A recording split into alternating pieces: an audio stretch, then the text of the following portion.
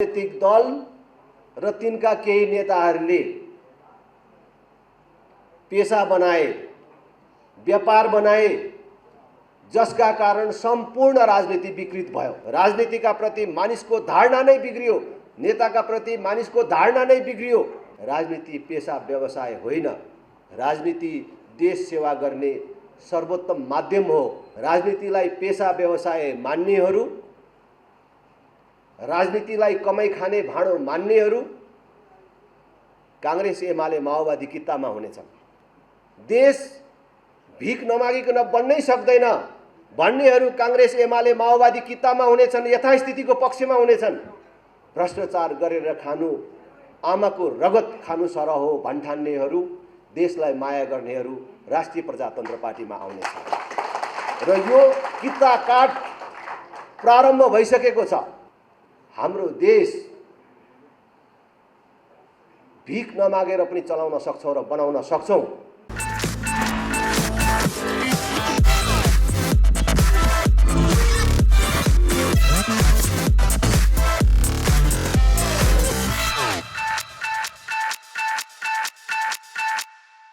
विश्वास पैदा भएर त्यही ढंगले राष्ट्रिय प्रजातन्त्र पार्टीमा विभिन्न पार्टीमा रहेर काम गरिसक्नुभएका अनि स्वतन्त्र अभियन्ताहरू, अन्य नागरिक समाजका मानिसहरू राष्ट्रिय प्रजातन्त्र पार्टीमा एउटा आन्दोलनको रूपमा प्रवेश गरिराख्नु भएको छ। त्यो क्रममा आज यहाँ आयोजित यो कार्यक्रममा राष्ट्रिय प्रजातन्त्र पार्टीमा जोडिन आउनुभएका तपाईं सबै दिदीबहिनी दाजुभाइहरूलाई राष्ट्रिय प्रजातन्त्र पार्टीमा हार्दिक स्वागत गर्न चाहन्छु, बधाई ज्ञापन गर्न चाहन्छु र शुभकामना पनि भन्न चाहन्छु। राष्ट्रिय प्रजातन्त्र पार्टीमा प्रवेश गर्ने भन्ने कुरा एउटा कुनै सामान्य राजनीतिक दलमा प्रवेश गर्ने भन्ने कुरा मात्र होइन, एउटा सामान्य पार्टीमा जोडिने कुरा मात्र होइन। राष्ट्रिय प्रजातन्त्र पार्टीमा जोडिने भनेको, राष्ट्रिय प्रजातन्त्र पार्टीमा प्रवेश गर्ने भनेको देश र धर्म जोगाउने अभियानमा सहभागी हुने कुरा पनि हो। देश र धर्म जोगाउने अभियानमा सहभागी हुने कुनै पनि मानिसले जीवनको कुनै दिन कुनै क्षण पनि पश्चाताप गर्नु पर्दैन। त्यसैले मैले राष्ट्रिय प्रजातन्त्र पार्टीमा प्रवेश गर्ने सबै दिदीबहिनी दाजुभाइहरूलाई सधैँ भन्ने गरेको छु, जसले आज राष्ट्रिय प्रजातन्त्र पार्टीमा प्रवेश गर्नुभयो, आजको दिन तपाईको जीवनको सर्वोत्तम दिन हो, तपाईको जीवनको सबभन्दा राम्रो दिन हो। यो दिनका लागि तपाईहरुलाई फेरि पनि बधाई छ, शुभकामना छ। मलाई थाहा छ राष्ट्रिय प्रजातन्त्र पार्टीको ऐतिहासिक एकता महाधिवेशनपछि जुन नयाँ नेतृत्व बन्यो त्यसका प्रति तपाईहरुको छुट्टै आशाहरू छन्, केही विश्वासहरू छन् र केही अपेक्षाहरू छन्। त्यो पार्टीको अध्यक्षको हिसाबले, त्यो पार्टीको नेतृत्वको हिसाबले अत्यन्त संक्षेपमा भन्न चाहन्छु कि तपाईहरु राष्ट्रिय प्रजातन्त्र पार्टीमा प्रवेश गरेका कारण तपाईहरुले जीवनमा कहिले पश्चाताप त गर्नुपर्ने छैन नै, तर त्यसको अध्यक्षको हैसियतले, त्यसको नेतृत्वको हैसियतले फेरि पनि मैले तपाईहरुलाई दोहोर्याएर भन्न चाहन्छु, तपाईले जीवनको कुनै दिन मात्र होइन, कुनै क्षण पनि दुःख मान्नुपर्ने, दुखी हुनुपर्ने क्रियाकलाप यो पार्टीबाट र मेरो तर्फबाट हुँदैन। हामी कुनै भ्रमबाट र कुनै लोभ लालचबाट यो राजनीतिमा छैनौं। हामी स्पष्ट छौं, राजनीति केही राजनीतिक दल र तिनका केही नेताहरूले पेशा बनाए, व्यापार बनाए, जसका कारण सम्पूर्ण राजनीति विकृत भयो। राजनीतिका प्रति मानिसको धारणा नै बिग्रियो, नेताका प्रति मानिसको धारणा नै बिग्रियो, राजनीतिको प्रति मानिसको विश्वास मर्दै गयो र राजनीतिले केही पनि गर्न सक्दैन र राजनीतिमा राम्रो मानिसहरू नै हुँदैन भन्ने जुन धारणा बन्यो, त्यसबाट शिक्षा लिएर हामी राजनीति पेशा व्यवसाय होइन, राजनीति देश सेवा गर्ने सर्वोत्तम माध्यम हो भनेर काम गर्ने मानिसहरू अहिले राप्रपामा आएका छौँ र राप्रपामा क्रियाशील छौँ। अहिले देशमा राजनीतिक ध्रुवीकरण सुरु भएको छ। देशलाई अहिले जुन ढङ्गले चलाइराखिएको छ, जसरी राजनीति आइराखेको छ त्यही ठिक छ भन्ठान्नेहरू, राजनीतिलाई पेशा व्यवसाय मान्नेहरू, राजनीतिलाई कमाई खाने भाँडो मान्नेहरू कांग्रेस एमाले माओवादी कित्तामा हुनेछन्। देश भिख नमागिकन बन्नै सक्दैन भन्नेहरू कांग्रेस एमाले माओवादी कित्तामा हुनेछन्, यथास्थितिको पक्षमा हुनेछन्। देश यथास्थितिमा राखिराख्नु हुँदैन, यो यथास्थितिको अन्त्य हुनुपर्छ र देश प्रगति र समृद्धिको बाटोमा जानुपर्छ। राजनीति कमाई खाने भाँडो होइन, राजनीति पेशा व्यवसाय होइन, राजनीति देश सेवा गर्ने सर्वोत्तम माध्यम हो भन्ठान्नेहरू र भ्रष्टाचार गरेर खानु आमाको रगत खानु सरह हो भन्ठान्नेहरू, देशलाई माया गर्नेहरू राष्ट्रिय प्रजातन्त्र पार्टीमा आउनेछ र यो कित्ता काट प्रारम्भ भइसकेको छ र यसमा तपाईहरू जोडिन आउनु भएको छ। म धेरै कुरा भन्न चाहन्न, एमसीसी को कुरा मात्रै अहिले यहाँ खूब चर्चामा आइराखेको छ। एमसीसी ठिक कि बेठिक आफ्नो ठाउँमा छ, तर एमसीसी को पक्षमा बोल्नेहरूले भन्दाखेरि एमसीसी ले दिने कुरा के हो?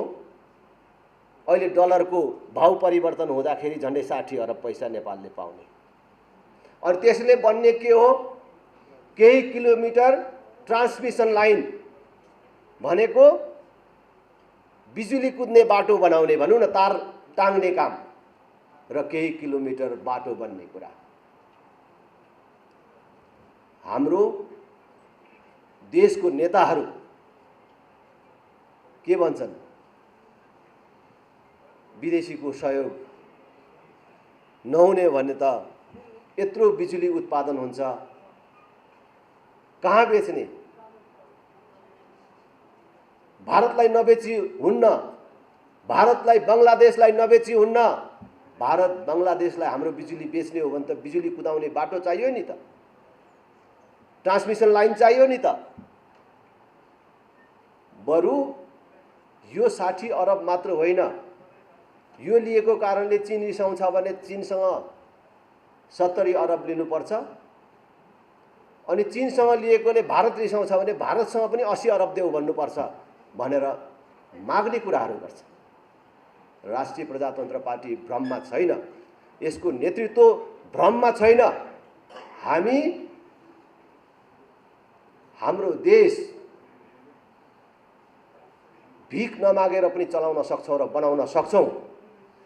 हाम्रो देशमा उत्पादन हुने बिजुली अरू देशलाई नबेचेर पनि यही देशभित्र खपत गर्न सक्छौं।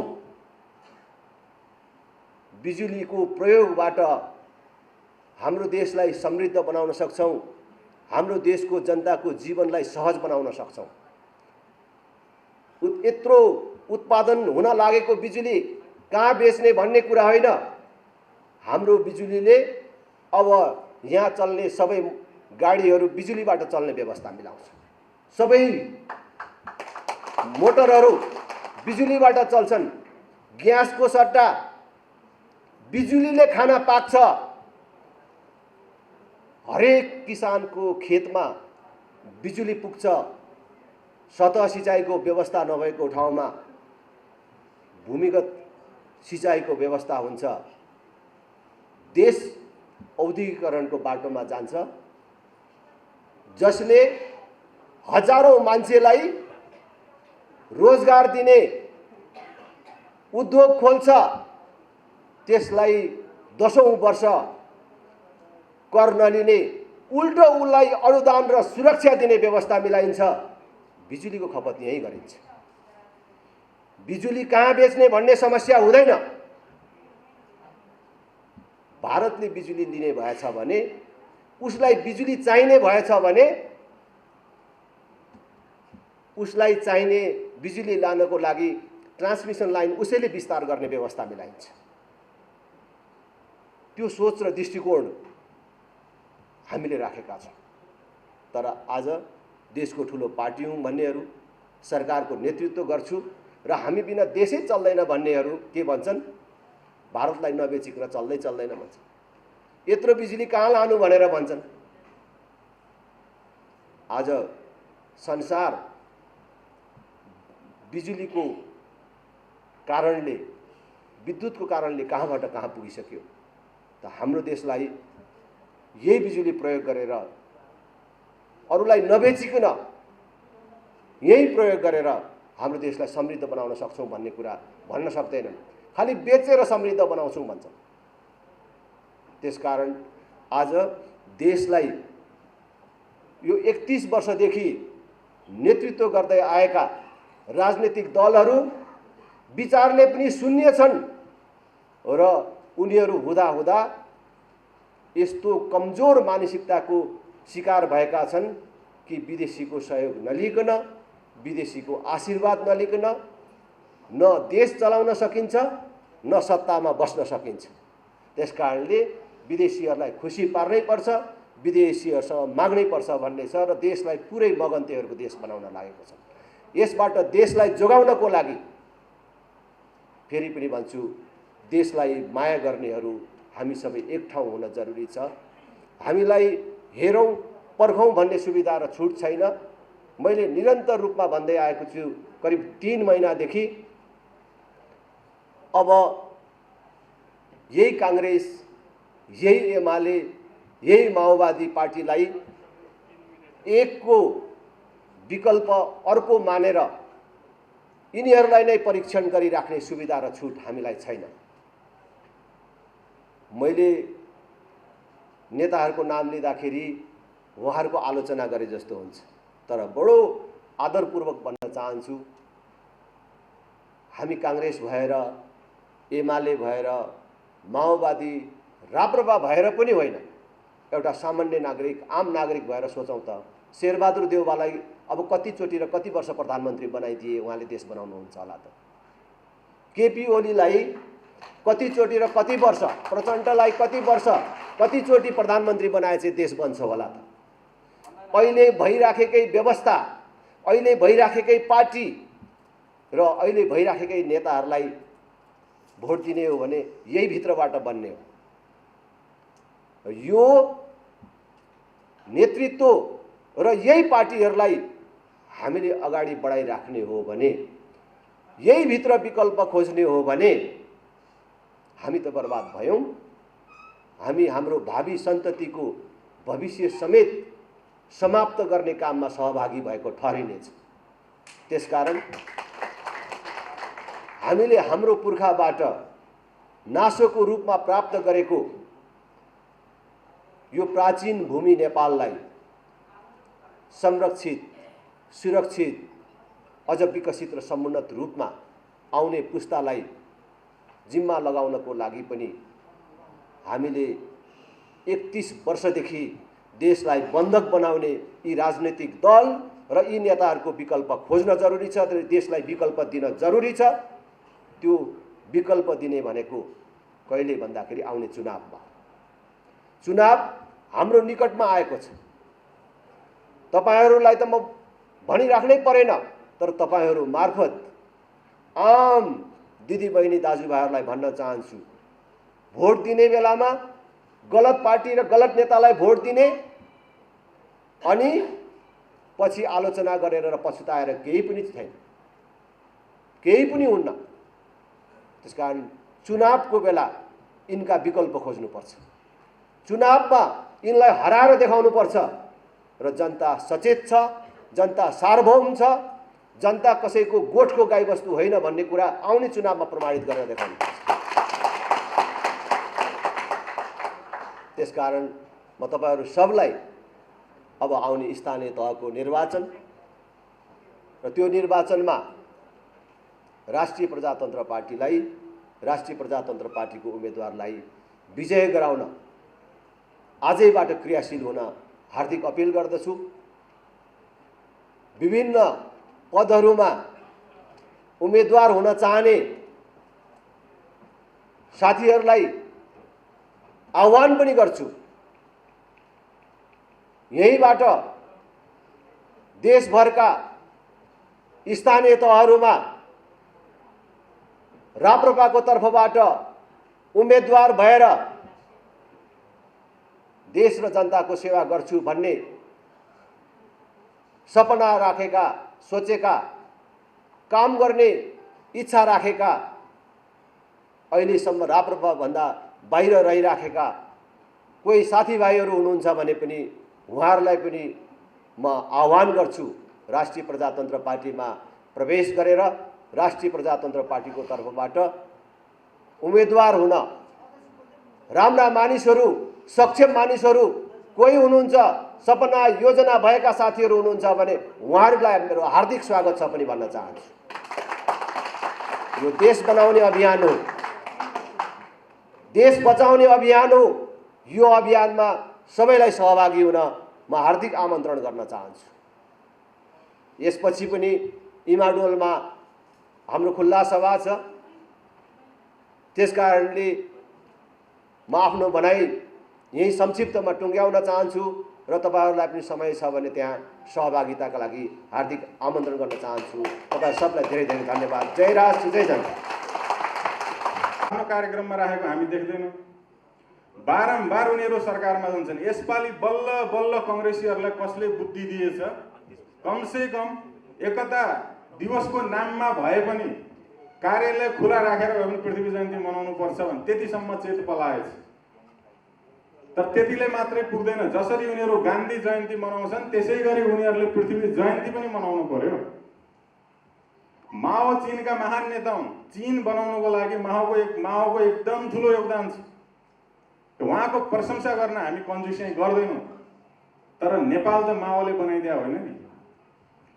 माओका समकालीन राजा महेन्द्र हुनुहुन्थ्यो। राजा महेन्द्रसँग माओ एउटै टेबलमा बसेर चिया खाने व्यक्ति हुन् क्या। र माओले के भन्नुभएको छ भने राजा महेन्द्र जस्तो राष्ट्रवादी नेता त मैले अर्को देखेकै छैन भन्नुभएको छ। तर कम्युनिस्टहरू जो माओलाई चाहिँ आफ्नो गुरु मान्छन्, आदर्श मान्छन्, फेरि उनीहरूले के भन्छन् भने राजा महेन्द्र त निरङ्कुश सामन्ती राजा थिए भन्छ। यो कस्तो द्वैध चरित्र हो। जसलाई तपाईले गुरु मान्नु भएको छ उसको पनि प्रिय पात्र, उसको पनि आदर्श पात्र त राजा महेन्द्र हुनुहुन्थ्यो। त्यसो भए पछाडि माओ भन्दा बढी सम्मान कम्युनिस्टहरूले राजा महेन्द्रलाई गर्नुपर्ने हो कि होइन? गर्नुपर्ने हो नि। तर त्यो गरेको त देखिएन। अनि उनीहरू के भन्छन्, हामी राष्ट्रवादी हौं। राष्ट्रवादी हुनलाई एमसीसी को चाहिँ व्याख्या गर्दै हिँड्न पर्छ र त्यसका बुदाहरू प्रस्ट्याउँदै हिँड्न पर्छ। गगन थापाज्यूले के भन्नुभयो भने विदेश गएका चाहिँ नेपाली युवाहरूलाई नेपालमै रोजगार दिनको लागि एमसीसी जस्ता परियोजनाहरू हामीलाई आवश्यक छ। तर नेपाली युवालाई विदेश जान बाध्य पारे कसले? बितेको 30 वर्षको पनि कुरो नगरौँ, बितेको 15 वर्षमा सबसे बढी सरकार चलाउने उहाँहरू नै छ। र यही बितेको 15-20 वर्षमा सबैभन्दा बढी नेपाली युवाहरू विदेश जान बाध्य पारिएका छन्। त्यो विदेश जान बाध्य पारिएका युवाहरूमा कांग्रेस पनि छन्, कम्युनिस्ट पनि छन्, समाजवादी पनि छन्। राप्रपाका चाहिँ साथीहरूको त कुरा छोडिदिउँ, सार्वजनिक सामान्य नागरिकको त कुरो छोडिदिउँ, उनीहरूका आफ्ना पार्टी कार्यकर्तालाई उनीहरूले देशमा रोजगार सिर्जना गर्न सकेको अवस्था छैन।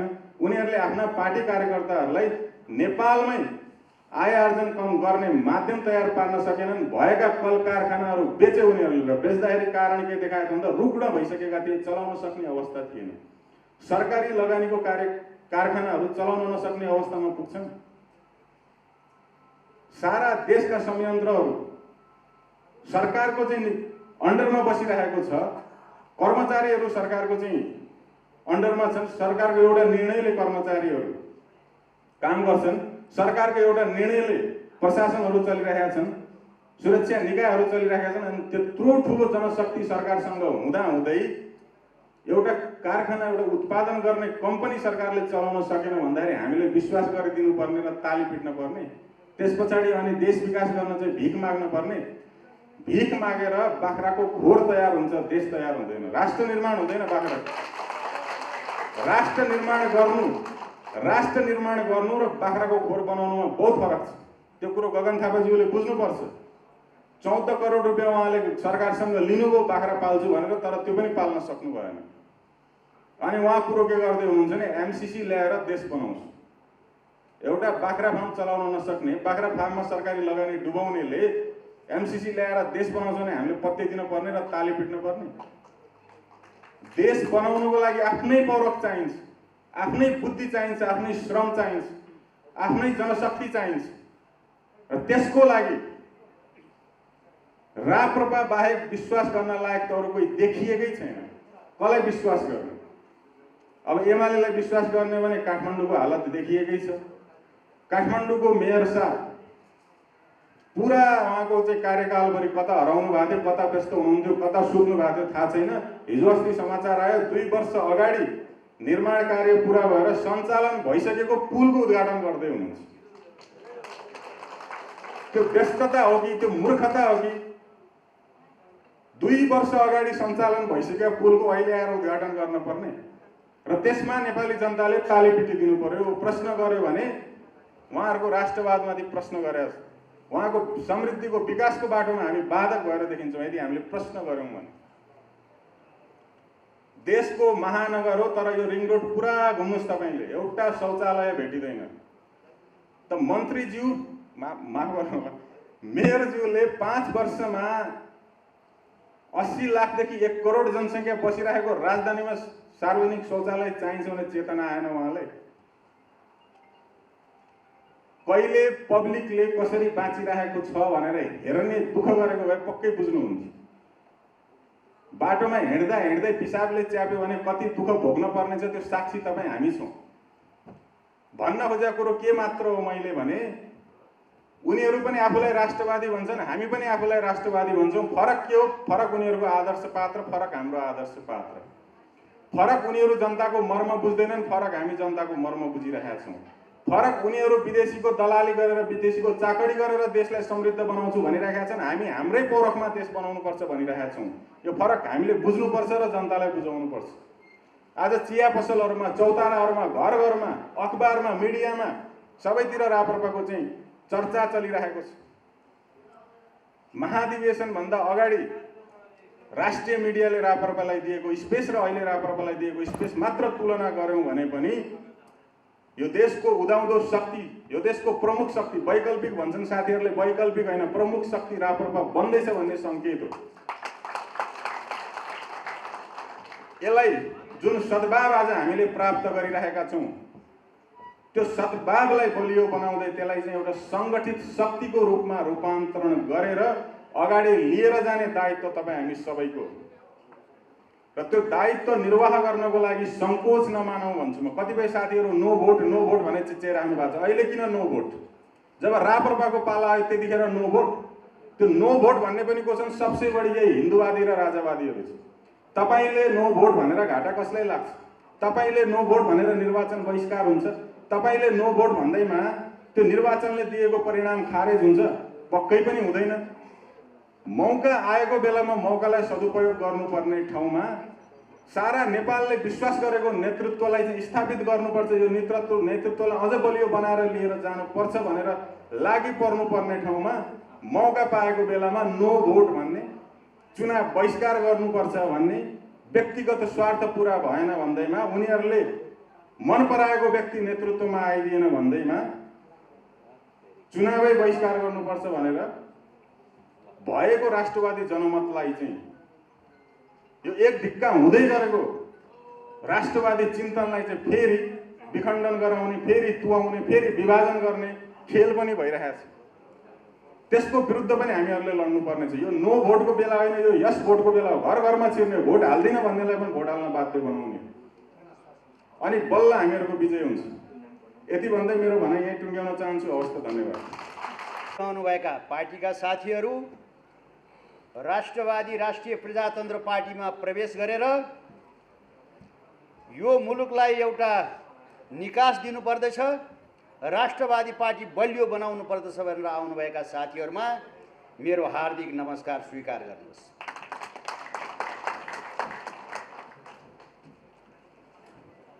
हामी स्थानीय निकायको निर्वाचनको सङ्घारमा आइपुगेका छौँ। हरेक वडाबाट उम्मेदवारी चयन गर्ने क्रम बढिरहेको छ, चलिरहेको छ। यस बखतमा 32 नम्बर वडाले पार्टी प्रवेश लगायत वडा भेला गरेर पार्टीलाई मजबुत बनाउने, यहाँबाट अधिराज्यभरलाई सन्देश दिने जुन कार्यक्रम गरेको छ, त्यो कार्यक्रमको लागि वडाका साथीहरू लगायत तपाईहरू सबैलाई म हार्दिक नमन गर्न चाहन्छु।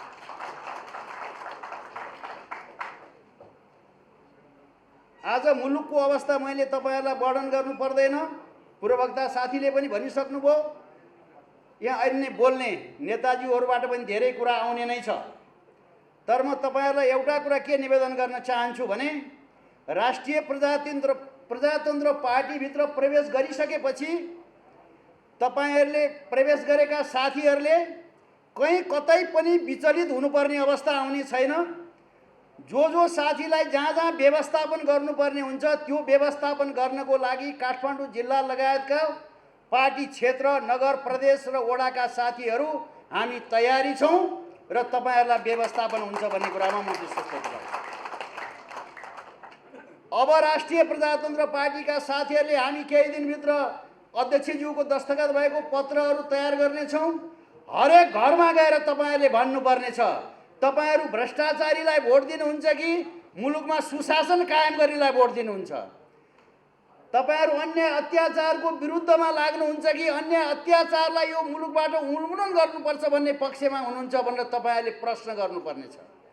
आज मुलुक भ्रष्टाचारले ग्रस्त भएको छ, धेरै काण्डहरू भएका छन्। एमसीसीकै कुरा गर्दाखेरि पनि हामी तमाम नेपालीहरूको भावना विपरीत यो एमसीसी भन्ने एउटा चाहिँ कार्यक्रम मुलुकमा प्रवेश गरेको छ। यसको असर अहिले देखिँदैन। तपाईँ हामीले के कुरा बुझ्नुपर्दछ भने मुलुकमा गणतन्त्र आउने कुरा पनि आइसकेपछि हामीले थाहा पायौँ। तर त्यसको योजना धेरै वर्ष पहिलादेखि बुनिएको थियो भन्ने कुरा हामीले बुझेनौँ भने यो मुलुकको राजनीति बुझ्दैनौँ। यसको असर केही समयपछि पर्न जान्छ। तपाईहरूलाई थाहा छ, राष्ट्रिय प्रजातन्त्र पार्टी काठमाडौँ जिल्लाले ज्ञापन पत्रसहित हरेक साथीहरूले विरोध गर्नुभयो सडकमा बसेर। तर राष्ट्रिय प्रजातन्त्र पार्टीले सिडिओ कार्यालय मार्फत प्रधानमन्त्रीलाई ज्ञापन पत्र बुझाएर हामीले विरोध गऱ्यौँ। जति विरोध गर्नु पर्थ्यो त्यो कामहरू हामीले गऱ्यौँ, तर त्यसलाई रोक्न सकेनौँ। रोक्न नसक्नुको अर्थ भोलि पनि यहाँ भित्रबाट हुने गलत प्रवृत्तिलाई, यहाँ भित्रबाट हुने गलत क्रियाकलापहरूलाई रोक्नको लागि तमाम बलियो राष्ट्रवादी शक्तिको आवश्यक छ। भोलि यो राष्ट्रभित्र त्यसबाट पर्ने दुष्परिणामलाई रोक्नको लागि राष्ट्रिय प्रजातन्त्र पार्टीलाई बलियो बनाउनु पर्ने आवश्यकता छ। त्यो आवश्यकतालाई महसुस गरेरै धेरै साथीहरू यहाँ प्रवेश गरिरहनु भएको छ र पार्टीभित्र मुलुकभर पार्टीभित्र प्रवेशको लहरहरू बढेको छ। अघि साथीले भन्नुभयो हामी भ्रष्टाचार गर्दैनौँ, कुशासन गर्दैनौँ, अन्यायको पक्षमा लाग्दैनौँ, न्यायको पक्षमा लाग्छौँ। कहिलेकाहीँ सत्य स्थापित हुनको लागि समय लाग्दछ, तर तपाईहरू सत्य स्थापित हुने बेलामा आउनु भएको छ। पुनः तपाईहरूलाई हार्दिक स्वागत गर्दै अध्यक्षज्यूको अन्यत्र पनि कार्यक्रम भएको भएर मैले तपाईहरूको धेरै समय नलिकन तपाईहरूलाई पुनः हार्दिक स्वागत गर्दै नवप्रवेशी साथीहरूलाई पनि हार्दिक स्वागत गर्दै म तपाईहरुसँग बिदा हुन्छु। धन्यवाद। जय राष्ट्र, जय जनता। विश्वास गर्नुपर्छ र राजेन्द्र लिङ्गदेल कसरी उदाउनु भयो त एउटा खुसीको कुरो के पनि छ भने नाम लिन आलम पञ्चे र मण्डलेको नामबाट हामी मुक्त भएछौँ जस्तो लाग्छ मलाई। यो धेरै महत्त्वपूर्ण विषय हो, धेरै महत्त्वपूर्ण विषय हो। जसरी पूर्वबाट सूर्य उदाउँछन्, जसरी पूर्वबाट विकास हुन्छ, त्यसै गरी श्री पशुपति भगवानले पूर्वबाटै एउटा जनजातिको छोरो राजेन्द्र लिङ्गदेनलाई पठाउनु भएको छ। यो पनि एउटा गर्वको विषय हो। तर राजेन्द्र लिङ्गदेन मात्रै होइन, हामी सबै राजेन्द्र लिङ्गदेन भनेर हामी चाहिँ सङ्गठित तरिकाले काम गरियो भने राष्ट्रिय प्रजातन्त्र पार्टीको जित सुनिश्चित छ। राजेन्द्र लिङ्गदेनले आम जनताको मन छुने तीनटा विषय, एउटा घुस खानु र आमाको रगत खानु एउटै हो, अर्को आरक्षण जातीय हिसाबले होइन गरिबीको हिसाबले, अर्को पूर्ण समानुपातिक सांसद मन्त्री हुन नपाउने विज्ञ मन्त्री हुने। के मलाई स्वास्थ्य मन्त्री भएर मैले केही काम गर्न सकुला त? स्वास्थ्य मन्त्रीको विज्ञ मन्त्री हुन पर्यो, मन्त्रालयको मन्त्री। यवम रीतले जानेछ र आत्मनिर्भर प्रणाली हामीले लागू गर्न सकिएन भने यो ठुलो समस्या छ।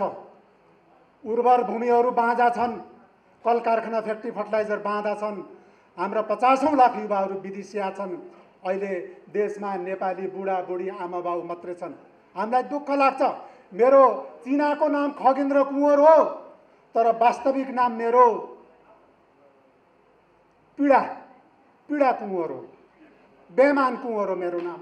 यस अर्थमा मैले घर गृहस्थी चलाएको छु बेमानी गरेर, बच्चा पढाएको छु बेमानी गरेर, मोटरसाइकलमा तेल हालेको छु बेमानी गरेर, दिनबाट उठेदेखि राति नसुत्दासम्म मैले कर तिरेको छु। तर सरकारको परिस्थिति मैले कहीँ पनि देख्दिनँ।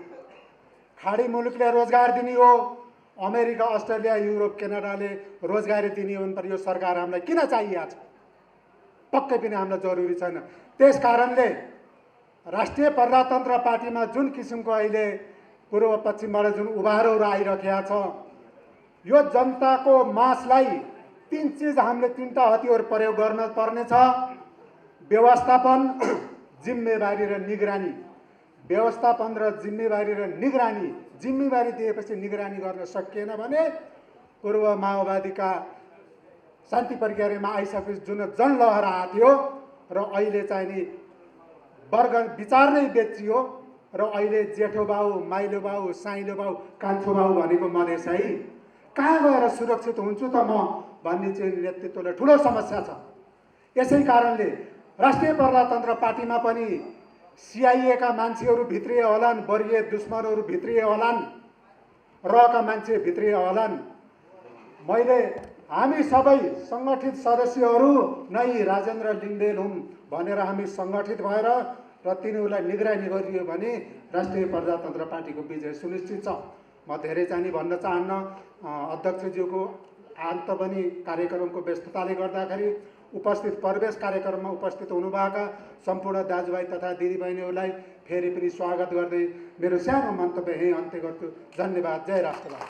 कसैले झुक्काउन सक्दैन। त्यो हिसाबले गर्दाखेरि अब हामीले जानेको बुझेको र हामीलाई सिकाएर अगाडि साथ लिएर तपाईहरूले पनि हामीले नबुझेको कुराहरू अगाडि बढाइदिनुहुन्छ, सिकाइदिनुहुन्छ भनेर हामी अगाडि बढेका हौँ। किनभने अहिलेसम्म यसरी राजनीतिक दलको कार्यक्रममा आएर अगाडि माइकमा बसेर मैले अहिलेसम्म भाषण गरेको छैन र बोलेको छैन। त्यस हिसाबले गर्दाखेरि कतिपय कुराहरू कमी कमजोरी हुनसक्छ। कमी कमजोरी भएको कुराहरू आफैले माफी माग्दै, आफूले अरूसँग सिक्दै हामी अगाडि बढ्नुपर्छ भन्ने पनि मलाई लाग्छ। त्यस हिसाबले गर्दाखेरि आज जुन ठाउँमा म उभिरहेको छु, आजसम्म कुनै पनि पार्टीमा प्रवेश नगरिकन अहिले आज जसरी राष्ट्रिय प्रजातन्त्र पार्टीमा म प्रवेश भएको छु, यसको श्रेय मेरो आदरणीय दाइ समाजसेवी उत्तम राज भण्डारीलाई जान्छ। किनभने मैले भन्नै पर्ने हुन्छ, विगत 20औं-30औं वर्षदेखिबाट दिनदुखी गरिबलाई सेवा गरेर राष्ट्रिय स्तरको क्लबहरू अगाडि राखेर यान्पा जस्तो ठाउँमा बसेर क्लबहरू चलाएर विभिन्न दिनदुखी गरिबलाई विगत 20औं वर्षदेखिबाट समाजसेवा गर्दै आउनु भएर उहाँलाई नै निरन्तरता दिँदै दाइहरूले हामीलाई ठाउँ छोडिदिनु भयो र हामीले भाइहरूलाई ठाउँ छोड्दै हामी त्यो संस्कारमा हुर्केका मान्छे हौँ। त्यस हिसाबले गर्दाखेरि अब हामीले गर्नुपर्छ सुरुवात, राम्रो कामको थालनी हामीले गर्नुपर्छ भनेर हामी त्यसरी अगाडि बढेका हौँ।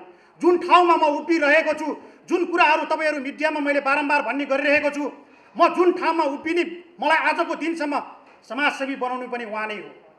त्यही भएर दाइ जस्तो राम्रै मान्छेहरू अगाडि हुनुहुन्छ भनिसकेपछि हामीहरू पनि दाइलाई सपोर्ट र साथ दिनको लागि पछाडिबाट अगाडि बढ्नुपर्छ भनेर हामी अगाडि बढेका हौँ।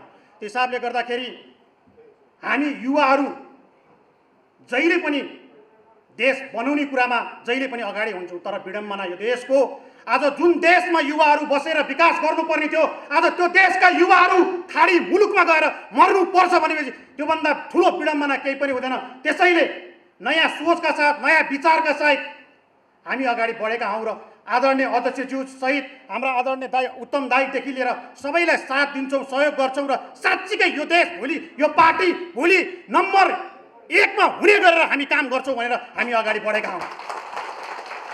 किनभने अध्यक्षज्यू जीवनमा कहिले पनि खुट्टा कमाएर भागेर पिठ्ठु फर्काएर कहिले पनि हामीले भाग्न जानेका छैनौँ। हरेक एमसिसीको कार्यक्रममा एक दिन पनि कार्यक्रम नछोडिकन हरेक दिन एमसिसीको कार्यक्रममा चाहे ती असुर ग्यास होस्, चाहे लट्ठी होस्, चाहे पानीका फोरा हुन्, खाएर हामीले सक्दो प्रयास गर्दा गर्दै पनि हामीले सकेनौँ।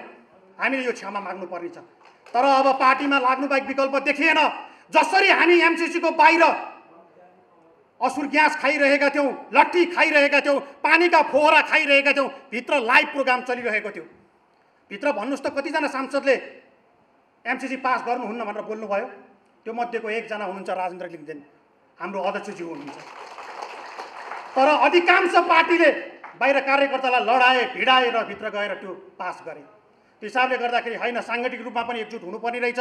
हामीले राम्रो काम गर्नुपर्ने रहेछ। सुरुवात आफैबाट गर्नुपर्ने रहेछ, परिवर्तन आफैबाट गर्नुपर्ने रहेछ भनेर त्यो सोच, त्यो विचार लिएर हामी अगाडि बढेका हौँ। त्यो हिसाबले गर्दाखेरि युवालाई पनि एउटा उचित ठाउँ होस्। अध्यक्षज्यू, म तपाईँसँग यो माग पनि गर्न चाहन्छु, जसरी ठुला ठुला पार्टीमा जस्तै भन्छन् उनीहरूले काङ्ग्रेस, एमाले, माओवादी भनेर भन्छन् र उनीहरूले जे गर्दाखेरि पनि कार्यकर्ताले बोल्न सक्दैनन्, गलतलाई पनि गलत भन्न सक्दैनन् र सहीलाई पनि सही भन्न सक्दैनन्। तर हामी हिम्मत राखेर अगाडि बढ्नेछौँ।